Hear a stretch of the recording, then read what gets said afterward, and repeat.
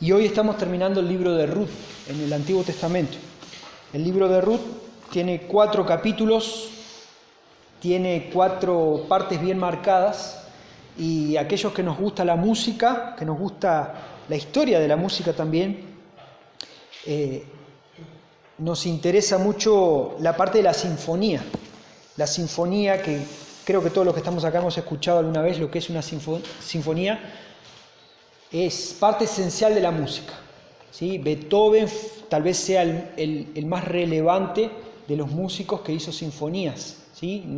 Beethoven hizo 9 sinfonías, que son obras espléndidas, muy grandes. La más conocida es la 9ª sinfonía, que fue un cambio de cabeza para la gente de aquel lugar, donde fue presentada la obra. ¿Y por qué estoy hablando de la sinfonía? Porque cada sinfonía está dividida a su vez por lo que llamamos movimientos, ¿sí? Dentro de una sinfonía hay 4 movimientos. Hoy en día cualquier tipo de música, elija usted el tipo de música que quiera, desde el tango hasta la cumbia, hasta el rock, lo que sea, elija lo que sea, y la música está dividida por temas, ¿sí? Este es el sencillo tal, este es el tema tal, y arranca y va hasta el final y más o menos mantiene el mismo ritmo. Puede tener algunas variaciones, pero se trata de eso, de músicas individuales. La sinfonía, a diferencia de esto, tiene 4 movimientos que son muy diferentes, pero que comparten y hacen una obra sola que queda preciosa, ¿sí? Entonces, al igual que en una sinfonía, el libro de Ruth también tiene 4 movimientos bien marcados. Lo voy a repetir a modo de resumen porque estamos al final del libro, pero recuerden, en el canal de YouTube de la iglesia están todas las predicaciones sobre Ruth, ahí ustedes pueden recordar un poco de lo que hablamos. Pero el capítulo 1 habla de una crisis, habla de una mujer, Noemí, que perdió a su marido, perdió a sus 2 hijos, se quedó sin descendientes en un lugar y en una época donde una viuda no era nada, absolutamente nada. En el capítulo 1 habla de una crisis total. Refugiados, porque se habían ido a Moab, a otro lugar, por hambre. Estaban huyendo de Belén porque tenían hambre. Ese es el capítulo 1. Fíjense el primer movimiento de esta sinfonía de Ruth. Es triste, es trágico. Llega el momento del capítulo 2 y vemos un rayo de esperanza. Ellos vuelven Noemí, la viuda, con su nuera Ruth, que había decidido no abandonarla, vuelven a Belén en el tiempo de la cosecha. Hay un pequeño rayo de esperanza, ¿sí?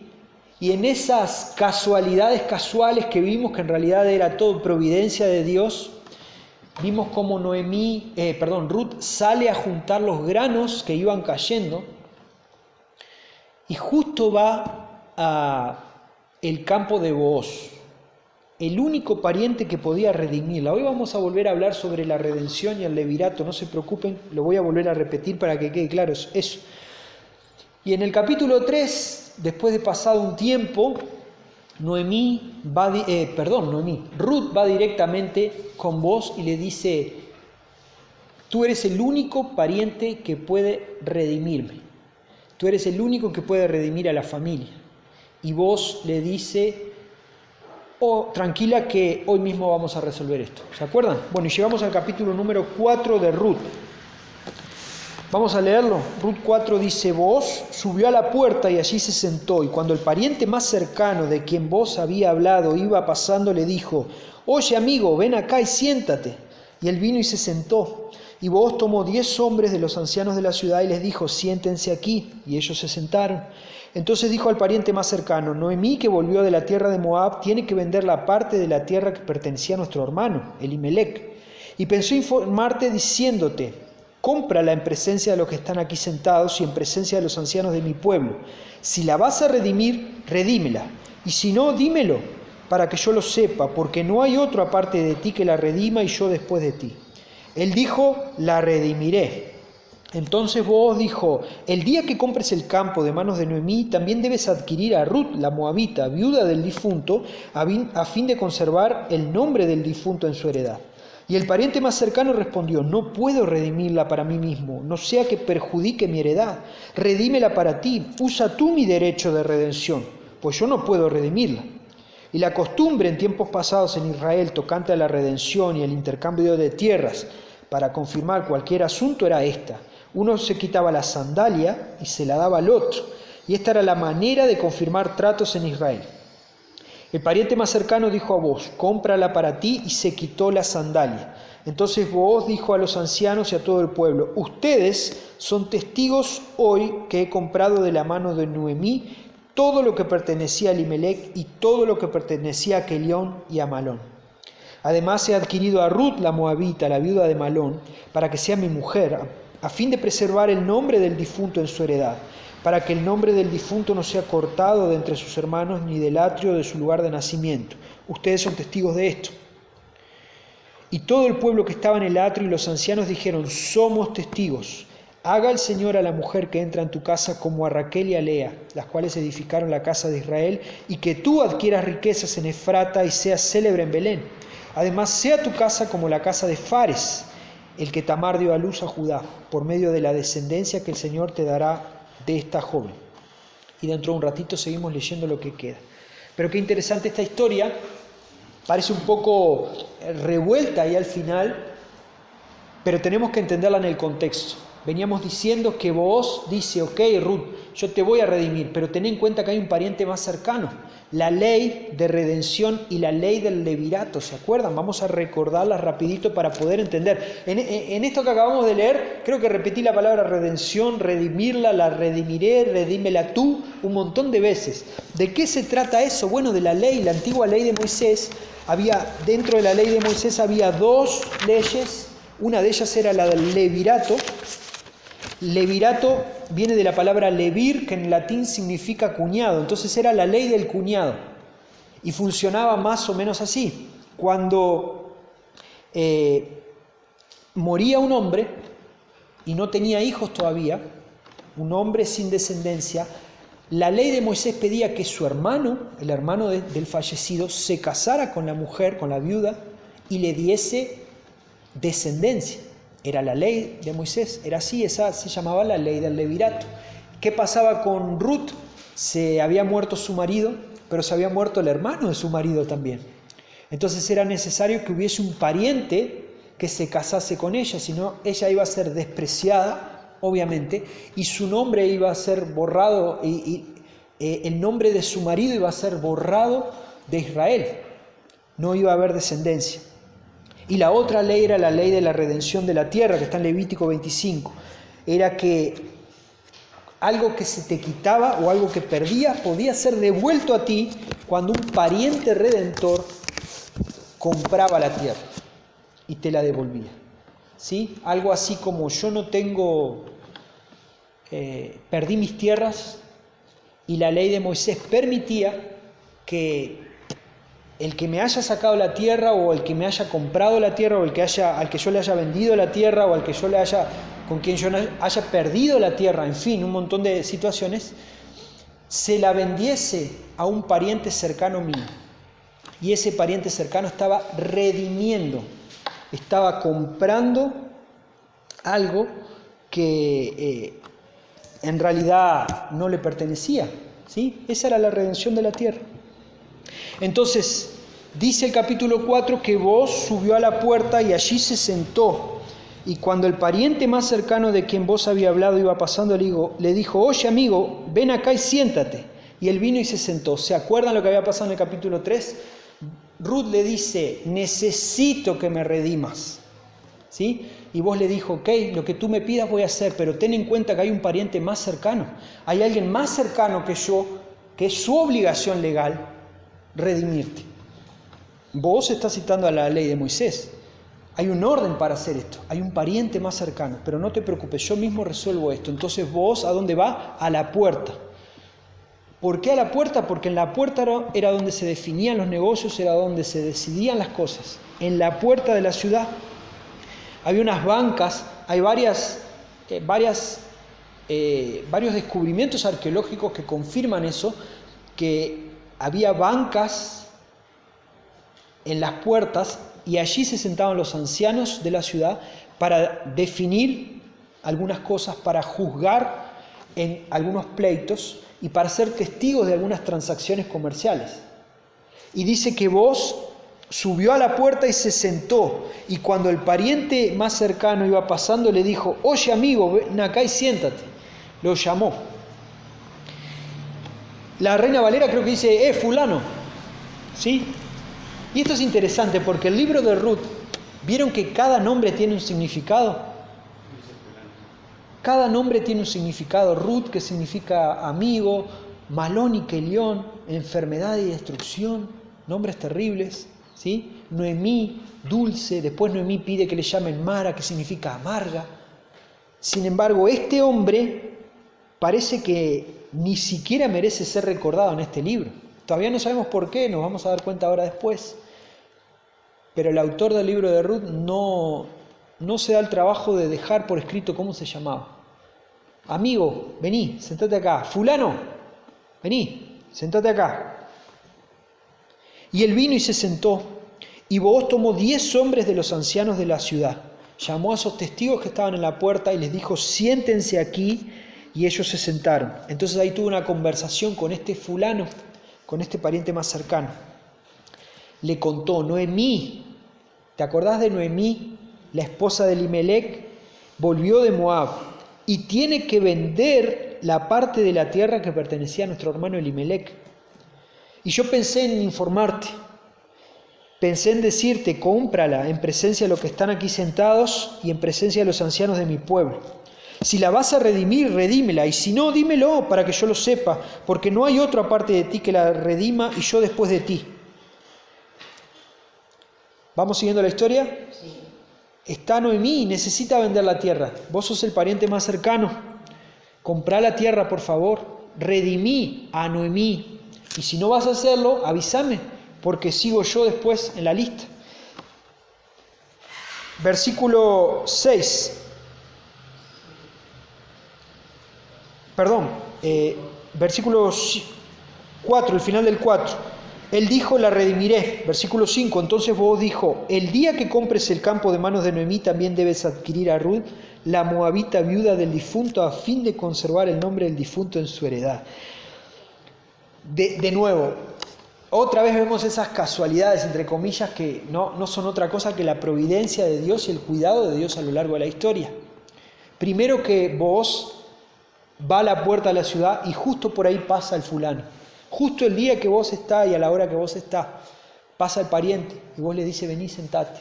Después vemos a Booz y hay un pequeño detalle. ¿Se dieron cuenta de que él no menciona a Ruth la primera vez? Él no menciona al levirato, él menciona la redención de la tierra y menciona a Noemí. Escúchame, tengo una cosita para decirte.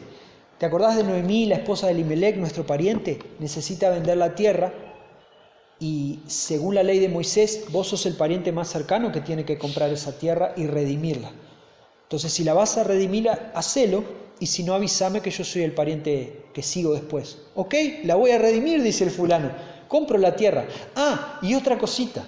Está la otra ley, la del levirato. Es necesario que cuando adquieras la tierra, también te cases con la nuera de Ruth, porque también perdió a su esposo. Es necesario que te cases con ella. Y que redimas la tierra, pero que redimas a la familia. Muy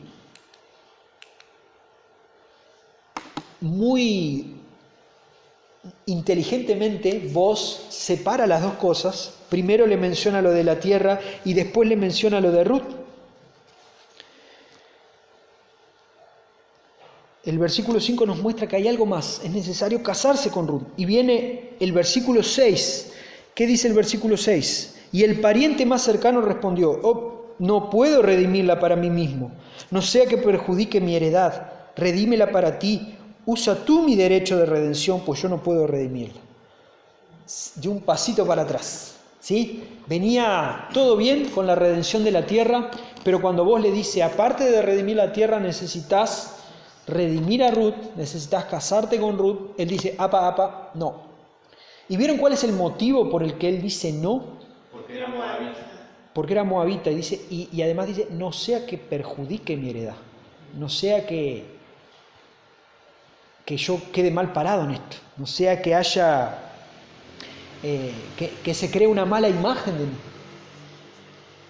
Y yo creo, esto es mi opinión personal, yo creo que esta es la razón por la que este hombre no merece ni siquiera ser recordado. Este hombre buscó su propio bien, su propia justicia, y como consecuencia de eso pasó desapercibido la historia. Y acá es importante hacer esta aclaración. No miremos esta historia simplemente con ojos del siglo XXI. Uno con ojos del siglo XXI puede decir, pero pará, el hombre va y de repente le dicen que se tiene que casar con una mujer. Lógico que va a decir que no. Pará, salgo mal parado. Eso es nuestro tiempo. En este tiempo, este hombre necesitaba seguir la ley de Moisés. Él crecía desde pequeño conociendo la ley de Moisés. Él sabía que si algo de esto pasaba, era su obligación delante de Dios y delante del pueblo casarse con la viuda de su pariente más cercano. Él sabía de esto. Él sabía que era su obligación y él sabía que tenía que hacerlo. No tuvo problema en aceptar la redención de la tierra, que era necesario comprar la tierra. Pero cuando le dicen que se tiene que casar con Ruth, la moabita, la extranjera, que dice, no, hasta acá llegamos. No vaya a ser que esto me perjudique de alguna manera. Buscó su propio bien, buscó su propia justicia. Y como consecuencia, el autor del libro lo define como, hey amigo, fulano, como dice la Reina Valera.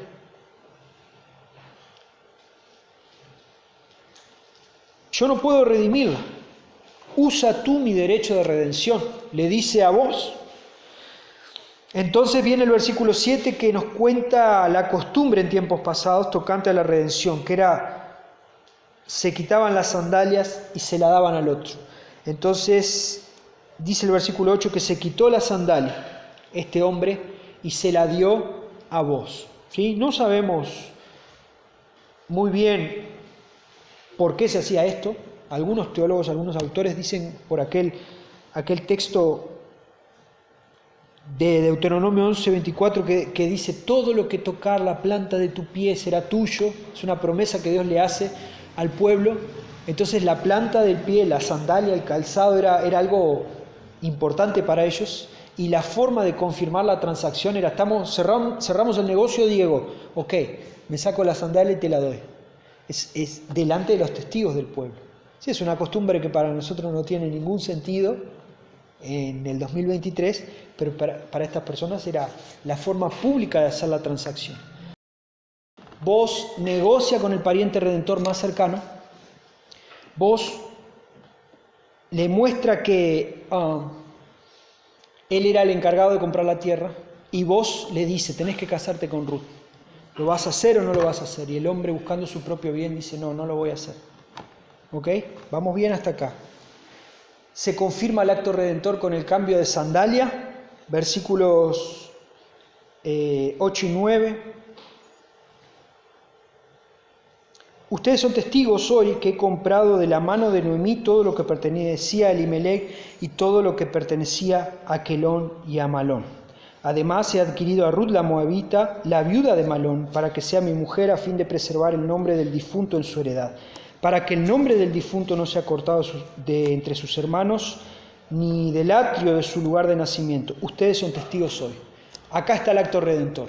Entonces, ya que vos, fulano, no vas a hacerte cargo, ni vas a ser responsable con lo que Dios pide de ti, ni vas a ser responsable con la ley de Moisés, entonces yo lo voy a hacer. Acá ustedes son testigos que hoy estoy adquiriendo la heredad de Noemí, la estoy redimiendo la tierra, y además me voy a casar con Ruth, la viuda, la moabita. Ese es el acto redentor. Todo el libro nos muestra, hasta este momento nos muestra de gente que necesitaba de redención.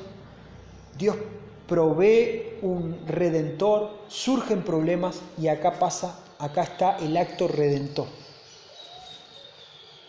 Nos enteramos también de rebote en el versículo 10 que Ruth era la viuda de Malón, ¿sí? Malón y Quelión. No sabíamos con quién estaba casada Ruth. Acá en el versículo 10 nos dice que Ruth estaba casada con Malón. Y nos informa a vos, nos recuerda a vos por qué se tiene que casar con ella. Para que el nombre del difunto no sea cortado entre sus hermanos.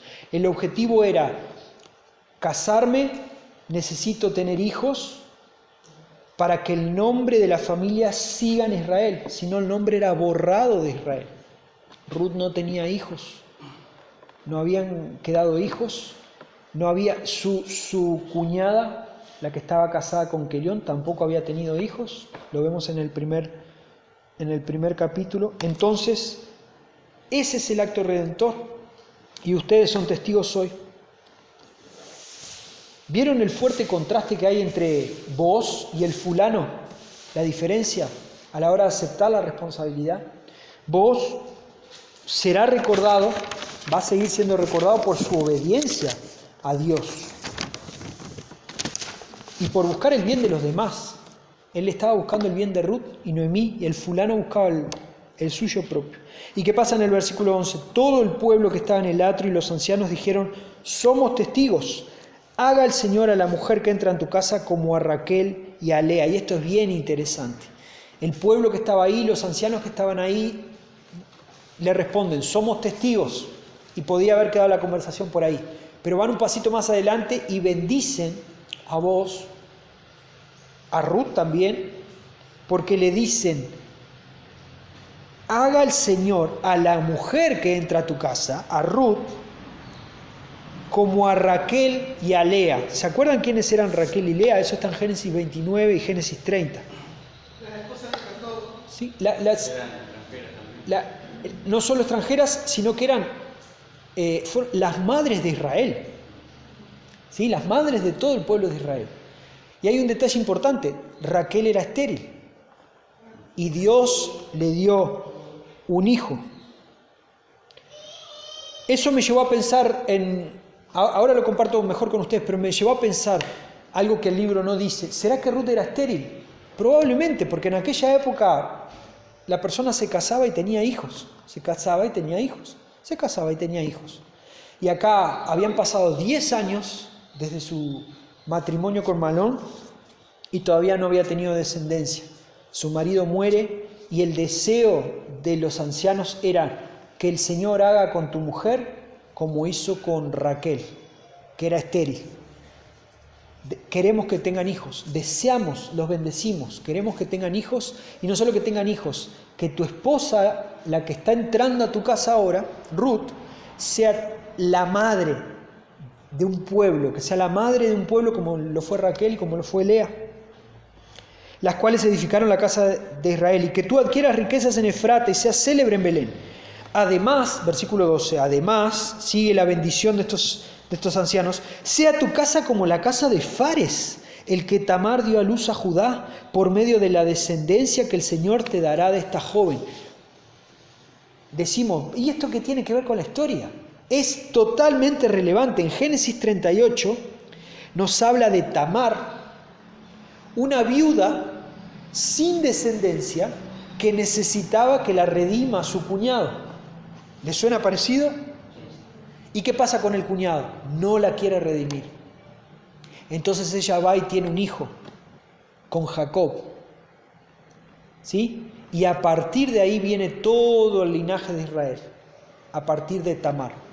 Y Fares fue ese hijo que ella dio a luz. Y nos va a contar el final del libro que Fares era el bisabuelo del bisabuelo de Boz, era pariente.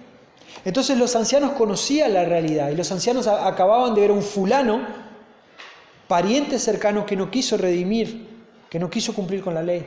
Entonces cuando ven a Boz, lo bendicen y le dicen: queremos, nuestro deseo es que tu esposa tenga descendencia, como tuvo Raquel, que fue la madre de Israel.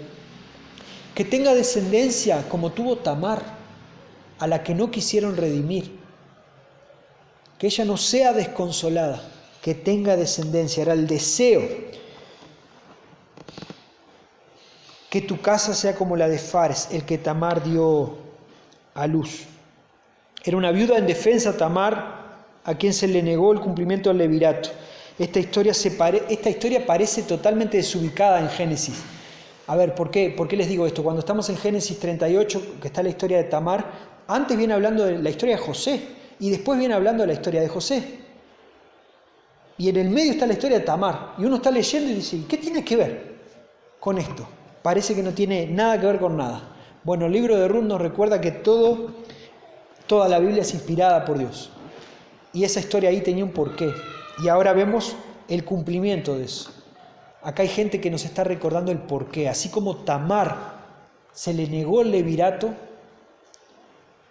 nosotros queremos que esta persona que está entrando en tu casa hoy tenga una descendencia que sea tan importante como la de Fares y que a través de ustedes venga el verdadero Redentor. ¿Vamos bien hasta ahí? Yo sé que la última parte es parece que es la más aburrida, pero es importante que la trabajemos toda, ¿ok? No podemos dejar partes sueltas. Y ahí vienen las recompensas de ese acto redentor. Hasta acá vamos bien, entendimos que Booz redime a Ruth, Booz compra la tierra, dice que se va a casar con ella. Y tenemos a partir del versículo 13 al 17 lo que pasa después. Booz tomó a Ruth y ella fue su mujer y se llegó a ella, y el Señor hizo que concibiera y ella dio a luz un hijo. Esa posible infertilidad de Ruth, 10 años sin tener hijos, Dios la resuelve en un versículo. Dice que Booz se casó con Ruth. ¿Y qué dice? Alguien puede leerlo ahí porque me gustaría que lo resalte alguno de ustedes. ¿Y qué pasó después? ¿Qué dice? ¿Alguien lo puede leer? Booz tomó a Ruth y ella fue su mujer y se llevó a ella. Jehová pidió que concibiese y diese a luz un hijo. Bien. Y las mujeres... Hasta ahí. ¿Qué pasó? Entonces, Booz se casa con Ruth. ¿Qué pasa? Díganlo. Ella tuvo un hijo. Tuvo un hijo, ok. En el medio hay algo importante. Dios fue el que le dio. Dios fue el que le dio el hijo. Dice que Dios le dio el hijo. Y esto es algo de nuevo. El Señor le dio el hijo, es algo que la Biblia resalta en algunas ocasiones. ¿En qué ocasiones? Con Raquel, con Lea y con Tamar, repite lo mismo. Repite que fue el Señor el que le dio el hijo. Su capacidad era imposible, que tal vez su infertilidad le impedía. Y acá el autor resalta una vez más que fue el Señor el que hizo que concibiera. Y ella dio a luz un hijo. Entonces las mujeres dijeron a Noemí, ¿saben qué mujeres son estas que están con Noemí? Las del capítulo 1, ¿se acuerdan? Que la vieron y dijeron, che, aquella no es Noemí. Qué cara de tristeza que tiene. Y Noemí le responde, ay, sí, estoy amargada, no me llamen más Noemí, llámenme Mara. A esas mismas mujeres ahora dice, bendito sea el Señor, Noemí, que no te ha dejado hoy sin redentor. Que su nombre sea célebre en Israel. Que este niño también sea para ti restaurador de tu vida, sustentador de tu vejez. Porque tu nuera que te ama y que es de más valor para ti que 7 hijos, lo ha dado a luz. Interesante. Vimos la bendición de los ancianos sobre la vida de Booz, ahora vemos la bendición de estas mujeres sobre la vida de Noemí. Bendito sea el Señor, Noemí, bendito sea Dios que no te ha dejado sin redentor. Ellas reconocen algo que a Noemí le había costado durante todo el libro. ¿Se acuerdan cuántas veces vimos a Noemí queriendo hacer planes? A Noemí triste, a Noemí sin esperanza, porque creía que le faltaba un redentor. Y acá las mujeres están diciendo, ¿viste Noemí? Bendito sea Dios que no te dejó sin redentor. Gracias a Dios que tenés redentor. Que el nombre de este niño sea célebre en Israel. Y que este niño sea restaurador de tu vida. Ese es nuestro deseo. Que este niño que acaba de nacer sea el que traiga alegría de nuevo a tu casa. Que este niño sea el sustentador de tu vejez. Cuando seas viejita, Noemí, que este niño pueda sustentarte. ¿Por qué? Porque tu nuera que te ama es de más valor para ti que 7 hijos. De nuevo, otra de las simbologías del Antiguo Testamento, 7, el número perfecto. Un primogénito, un hijo varón, era lo deseado. Imagínense 7 hijos varones. Se moría uno y tenía al otro, y después venía el otro, y después venía el otro, y era imposible, casi imposible, que el nombre de la familia quedase borrado de Israel. O sea, el sueño de casi toda familia era tener 7 hijos varones. Y estas mujeres le dice, porque Ruth, la que te acaba de dar hijos, la que te acaba de dar este nieto, vale más que 7 hijos varones. Vieron que hemos hablado del valor de Ruth, ¿no? Del carácter moral de Ruth, de las decisiones que tomaba Ruth, pero acá hay testigos que confirman que Ruth valía más que 7 hijos varones. Ruth de verdad era valiosa. Ruth de verdad tenía un carácter moral ejemplar. Versículo 16. Entonces Noemí tomó al niño, lo puso en su regazo y se encargó de criarlo. Era la costumbre de aquella época también, que lo criase ella, lo tomó una especie de adopción. Las mujeres vecinas le dieron un nombre y dijeron, le ha nacido un hijo a Noemí, lo llamaron Obed. Él es el padre de Isaí, padre de David. Otra de las costumbres interesantes de la época, las mujeres le pusieron el nombre. No fue la madre ni fue la abuela. Dice que las mujeres tomaron al niño y le pusieron por nombre Obed, que significa siervo. Y él es el padre, Obed terminó siendo el padre de Isaí, que terminó siendo el padre del rey David. Entonces Ruth, el hijo de Ruth y Boz, fue el abuelo del rey David. Ruth y Boz fueron los bisabuelos del rey David. La moabita, la extranjera, la abandonada, la viuda, la desamparada, fue la bisabuela del rey David. Y leyendo esta historia, otra cosa que no está escrita, pero me llamó la atención, que está entre líneas. ¿Vieron que Noemí está callada, todavía no dijo nada? Es la primera vez en la historia que Noemí no tiene una respuesta para dar. Hasta este momento, cuando se muere su esposo, cuando se mueren sus hijos, cuando Orfa, su otra nuera, la deja, ella dice que Dios la ha desamparado. Siempre tiene algo para decir Noemí. Dios la desamparó. Después, cuando ve que Boz está en la vuelta, arma un plan con Ruth. Después viene y le dice, tranquila, Él lo va a cumplir. Siempre tiene algo para decir. Y es la primera vez en la historia que Noemí no tiene nada para decir. Noemí está callada, disfrutando del acto redentor, disfrutando de la provisión de Dios y del nieto que le acaba de dar Dios. Obed, siervo, restaurador, sustentador de la vejez, dado por Dios. Su amargura se convierte en gozo. Y ahí viene del versículo 18 al 22 algo bien interesante. ¿Se acuerdan el primer día que hablábamos? Esto no es una historia romántica como la gente suele pensar. Ay, Ruth, no lo leo, dicen muchos hombres cristianos, no leo Ruth porque es un libro hecho para mujeres. Una de las pavadas más grandes que he escuchado en mi vida. Segundo, no lo leo porque es como una historia romántica, parece como desubicada. Ah, sí, ¿de verdad? No se trata solo de una historia romántica, de un casamiento. Se trata de la historia de la redención. Sin el libro de Ruth falta una pieza fundamental en el puzzle de la redención. Sin Ruth y Boz no existiría el rey David. Sin Ruth y Boz, todas las profecías que decían, por ejemplo, las profecías de Jeremías, las profecías de Isaías, que hablaban que el Mesías iba a venir, iba a ser una rama del árbol de David, iba a venir por la genealogía de David.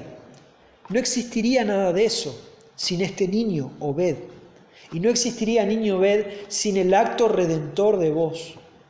¿Y cómo confirmamos que esto no es solo una historia romántica? ¿Cómo son los últimos capítulos de las novelas? Pum para arriba, no, allá arriba. Se casa la empleada con el millonario. He recuperado la vista, nos dicen de vez en cuando también. La que era ciega, el ciego recupera la vista y terminan todos contentos. Miren cómo termina el libro de Ruth. Termina con una genealogía. ¿Hay algo más aburrido para terminar una historia romántica que una genealogía? Eso es la muestra de que no es solo una historia romántica, hay algo más acá. Y fíjense la genealogía, del versículo 18 al 22. No comienza con Boz, comienza con ¿quién? Con Fares, el que acabamos de mencionar, hijo de Tamar. Estas son las generaciones de Fares. Fares fue el padre de Esrón el padre de Ram el padre de Aminadab, Aminadab el padre de Nazón, Nazón el padre de Salmón, Salmón el padre de Booz, el de nuestra historia, Booz el padre de Obed, Obed el padre de Isaí, e Isaí fue el padre de David.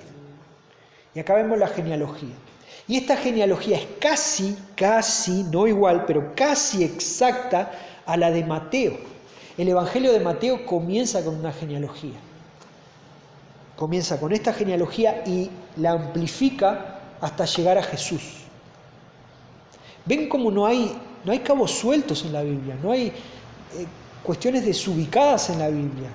Al contrario, es una muestra de la esperanza futura en el Redentor que iba a venir. Acá la historia, por el tiempo en que fue escrita, termina con David. Y Mateo, después vayan a casa con tiempo y busquen en la genealogía de Mateo y se van a dar cuenta cómo el apóstol Mateo toma la genealogía de Ruth y la complementa, la termina hasta llegar a Jesús. Y vemos toda la línea que nos lleva hasta nuestro Redentor. Entonces, sin vos como Redentor, no existiríamos nosotros hoy. Redimidos por Jesús. Como estamos llegando al final, me gustaría sacar algunas conclusiones del libro. ¿Sí? Conclusiones del libro y del capítulo que vimos hoy. De nuevo, si estás perdido con lo que acabamos de hablar, es importante que vayas a casa y que te tomes el tiempo para estudiar el libro de Ruth, capítulo 1, 2, 3 y 4, y vas a ver por qué es tan importante esto que parece, si lo escuchaste hoy por primera vez, parece desubicado. Un tipo que se casa con una mujer, negocian entre dos a ver quién se casa con Ruth. Es central que entendamos la historia. Necesitaban un redentor y Dios provee el redentor. Y Dios no solo provee el redentor, provee descendencia a esa familia. Y gracias a esa descendencia llega Jesús. Es central que lo entendamos. Y también nosotros nos parecemos un poco a la historia. Nosotros necesitábamos un redentor y no podíamos obtenerlo por nosotros mismos. Fue por la providencia de Dios, por el cuidado de Dios, por la soberanía de Dios que nosotros obtenemos la gracia y el perdón y la justificación a través de un Redentor que Dios envió. Pero déjenme sacar algunas conclusiones para finalizar. Primero, vos conoces el verdadero carácter de Ruth. Eso lo vemos a lo largo de todo el libro. Estas conclusiones son más generales de todo el libro, pero ¿se han dado cuenta cómo vos conoces el verdadero carácter de Ruth? A él no le interesa, él no estaba mirando la cédula, la moabita. Este fulano, ¿qué fue lo primero que vio? Que era moabita. No vaya a ser que eso me haga quedar mal delante del pueblo. Vos no estabas mirando la cédula, vos estabas mirando el carácter de Ruth. Había visto que ella había sido leal con la familia de Noemí y ahora vos era leal con Ruth. Él dijo en el capítulo 3, tranquila, hoy mismo soluciono esto. Y se fue temprano a la puerta de la ciudad y fue fiel, fue leal con Ruth. También hay cierta simetría entre el capítulo 1 y el 4 y el capítulo 2 y el 3. En el capítulo 1, ¿se acuerdan que vimos tragedia, muerte? En el capítulo 4 hay nacimiento y gozo. Vemos el nacimiento de Obed, vemos el gozo de Noemí, que estaba completa y su familia redimida. En el capítulo 2 y 3 vemos el acto de lealtad de Ruth primero y después vemos el acto de lealtad de Boaz. La lealtad es algo que traspasa todo el libro. La lealtad, el carácter. La segunda cosa que me gustaría resaltar, les repito, voy finalizando, que esta es una historia de personas honorables en una época poco honorable. ¿Se acuerdan cómo comienza el libro de Ruth? En el tiempo de los jueces, y habíamos visto que en el tiempo de los jueces cada uno hacía lo que bien le parecía, dice la Biblia, cada uno hacía lo que le daba la gana, cada uno gobernaba su vida como quería. Y en esa época poco honorable, tenemos una historia de personas honorables. Ruth era honorable, Booz era honorable, estos ancianos que aparecieron ahí estaban llenos de honor, las mujeres del final también. Es una historia de personas honorables en una época poco honorable, y esto tiene que ser una enseñanza para nosotros. A veces yo me canso de escuchar excusas y excusas y excusas y excusas para pecar. ¿Por qué haces esto si la Biblia te dice que no lo hagas? Pero Andrés, ¿vos viste el tiempo en el que vivimos? ¿Vos viste el tiempo en el que vivimos? ¿Les han dicho eso alguna vez? A mí me lo han dicho varias veces.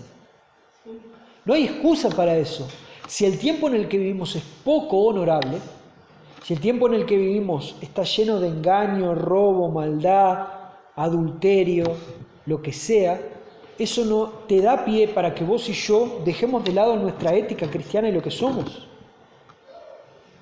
Tenemos que tomar el ejemplo de Ruth, de vos, y entender que podemos ser honorables, podemos ser bíblicos, podemos tener carácter cristiano, podemos ser llenos del Espíritu en una época poco honorable. No hay excusa para eso. Otra cosa que vemos en el libro es que Dios restaura a Noemí, porque dice acá que este nieto sea tu restaurador, Noemí. Y vemos el gozo final de Noemí. Dios restaura la vida de Noemí. Esta mujer que está acá no se parece a la del primer capítulo. Hay un cambio en la vida de Noemí. Y ese cambio no nació de adentro de Noemí porque sí. Dios usó a otras personas para restaurar la vida de Noemí. Usó a vos, usó a Ruth, ni que hablar, porque Ruth era la que estaba ahí en primer lugar. Usó a Ruth, usó a vos, usó a estas mujeres que la bendijeron, usó inclusive al fulano que se negó. Y gracias a esa negación del fulano, vos, a quien ella apreciaba, fue el pariente redentor. Nosotros también somos restaurados por Dios a través de otras personas.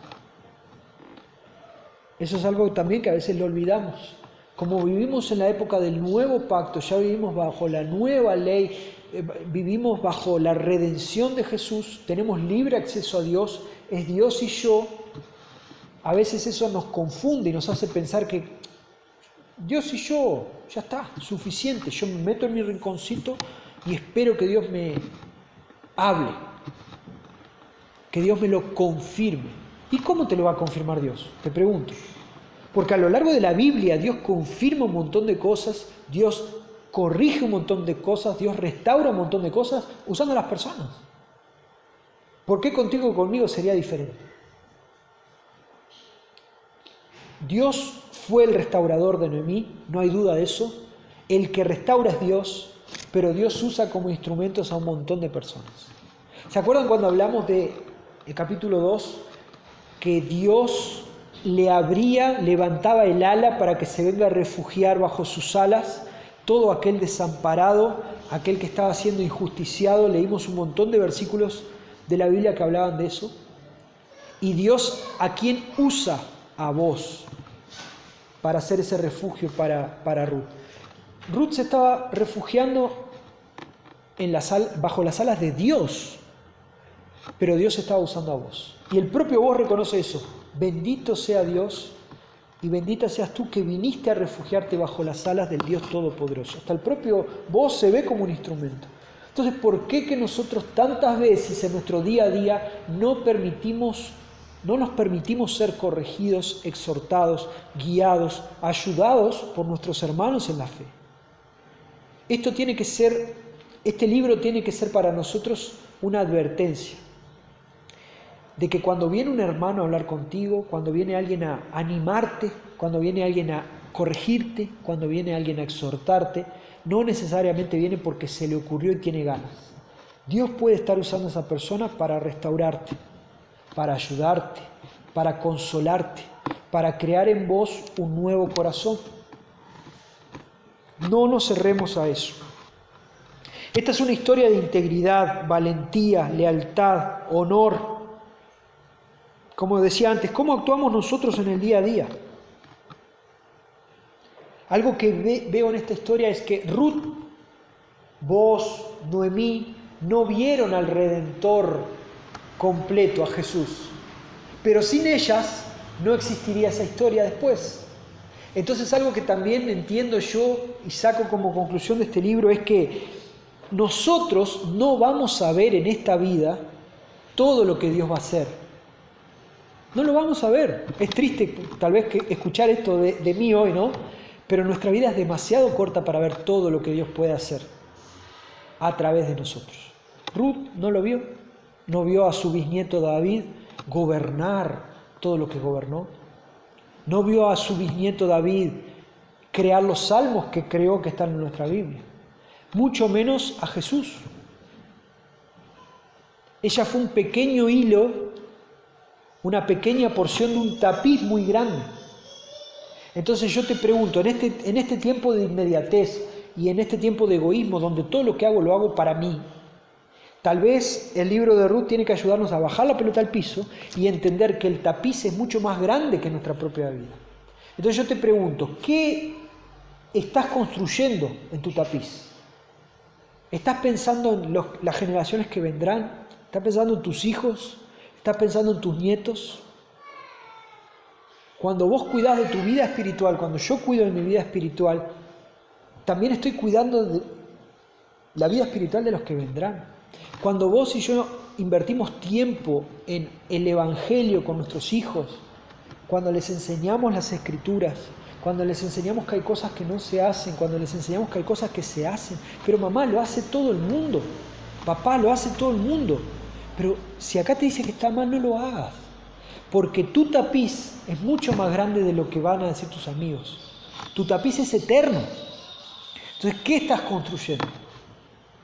¿Qué reino estamos construyendo? En el capítulo 4 se nos muestra un fulano que estaba construyendo su propio reino. No me voy a casar con la moabita porque mi reino y lo que voy a hacer y qué dirán de mí pasó desapercibido por la historia. Vemos a Booz que estaba su reputación en juego, estaba sus riquezas en juego, estaba su historia en juego y no le importó eso. Él estaba mirando más allá, él estaba cumpliendo lo que Dios pedía de él. ¿Qué tapiz estás construyendo? ¿Qué reino estás edificando? ¿El reino del fulano o el reino de Dios? Y quiero finalizar ahora sí. Pequeño paréntesis, el otro día escuchaba a un pastor amigo que con el que estaba hablando y me decía, Andrés, ahora sí finalizo, Andrés, ahora sí termino, Andrés no sé cuánto. Y a la cuarta me dijo, vos sos igual que yo, decís 4 veces, ahora termino. Y digo, no sé, 4 o 5 digo, pero siempre digo, ahora termino, ahora termino, ahora termino y ahora termino. Esta sí es la verdadera, ahora estoy terminando. ¿Ok? Hemos hablado de Ruth, hemos hablado de Booz, hemos hablado de varias cosas, pero el personaje principal de toda esta historia es Dios. Y si apretamos el libro de Ruth y sacamos el jugo, lo que vemos es que Dios responde con amor y Dios responde siendo fiel a sus propias promesas, a pesar de la desobediencia, de la rebeldía, de un montón de cosas. El miércoles estuvimos hablando en el estudio bíblico sobre cómo Dios respondía con amor y siendo fiel a sí mismo, porque Dios no miente, siendo fiel a sí mismo, siendo fiel a sus promesas, a pesar de una espiral descendiente de pecado, desobediencia y maldad en el mundo. Lo vimos en el libro de Génesis, cómo cada vez la cosa iba peor y Dios seguía siendo fiel y Dios seguía siendo amoroso y misericordioso. Y acá pasa lo mismo, hay desobediencia, hay gente que no quiere asumir su responsabilidad, hay gente que es rebelde y Dios sigue siendo amoroso y fiel. Y Dios en este libro nos muestra que Él es soberano, Él es proveedor y que Cristo es nuestro Redentor.